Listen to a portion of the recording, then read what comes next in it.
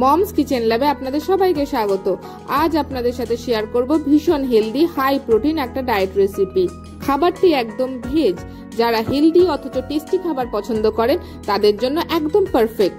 তবে চলুন দেখে নেওয়া যাক আজকের রেসিপি। প্রথমেই 2 কাপ পরিমাণ মুগ ডাল বাটা নেওয়া হয়েছে। এরপরেতে 1 কাপ পরিমাণ বেটে নেওয়া ছানা দিয়ে দেওয়া হয়েছে। এরপরেতে একে একে আদা বাটা, কাঁচা লঙ্কা বাটা, লবণ, হলুদ, চিনি, মৌরি, কালো জিরে আর হিং দিয়ে দিতে হবে। তারপর খুব ভালোভাবে মিশিয়ে নিতে হবে।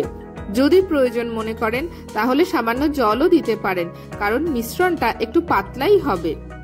এবার একটা কড়াই বা তাওয়াতে তেল ব্রাশ করে নিতে হবে। তারপর 1 হাতা করে ডালের মিশ্রণ নিতে হবে আর কড়াইতে দিয়ে দিতে হবে।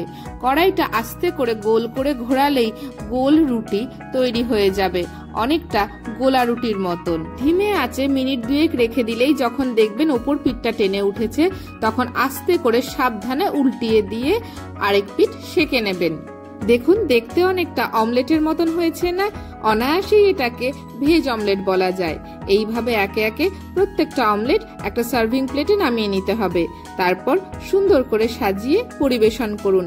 আমার সাজেশন থাকবে এটা রায়তার সাথে পরিবেশন করুন, খেতে আরো ভালো লাগবে। আজকের মতন টাটা, দেখা হচ্ছে নতুন কোনো রেসিপির সাথে।